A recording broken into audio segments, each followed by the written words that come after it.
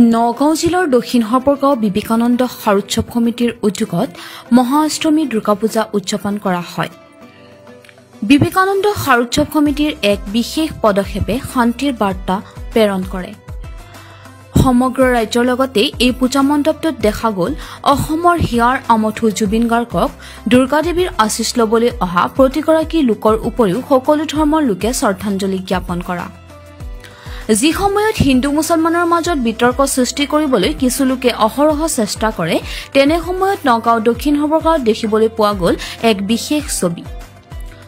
লগতে দেখিবলৈ পোৱা যায় ইছলাম ধৰ্মৰ আজানৰ প্ৰতি বিশেষ শ্ৰদ্ধা ৰাখি আজানৰ সময়ত সাউণ্ড সিস্টেম সম্পূৰ্ণৰূপে বন্ধ কৰি দিয়া।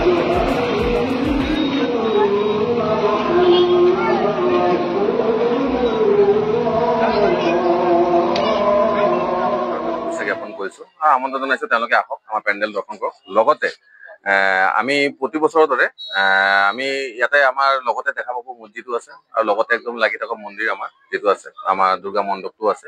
তো আমি প্ৰতি বছৰে কি কৰোঁ, যেতিয়াই নামাজৰ টাইম হয় আমি সেইটো সময়ত আমাৰ গোটেইখিনি স্পীকাৰ বন্ধ কৰি ৰাখোঁ।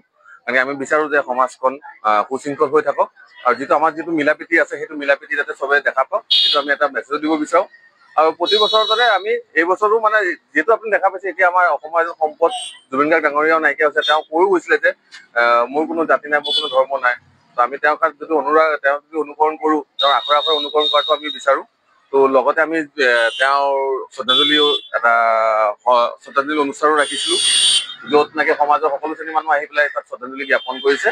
আৰু লগতে আপুনি দেখা পাইছে আমাৰ যিটো পেণ্ডেলৰ থিম বনাইছোঁ সেইটো হ'ল যে সপোনবোৰ আৱৰি পৰে সংঘৰ্ষৰ মাজত। আজি সৰু সৰু শিশুবোৰৰ যিবোৰ সপোন থাকে, তাৰ যি অধিকাৰ থাকে, সেইবোৰ ক'ৰবাত না ক'ৰবাত নাইকিয়া হৈ যায়। তেওঁ এই সংঘৰ্ষ, তেওঁ কৰা এই শ্ৰমৰ কাৰণে তেওঁ সেই অধিকাৰসমূহ সাব্যস্ত কৰিব নোৱাৰে। তো সেইটো কাৰণে আমাৰ সমাজৰ সকলো শ্ৰেণীৰ মানুহৰ কৰ্তব্য সেই শিশুবোৰ যাতে অধিকাৰৰ পৰা বঞ্চিত নহয় আৰু তেওঁলোকৰ এই অধিকাৰসমূহ পাবৰ কাৰণে তাৰ কাৰণে আমি সকলো সমাজৰ নাগৰিকৰ দেখা মেলা চোৱা কৰ্তব্য।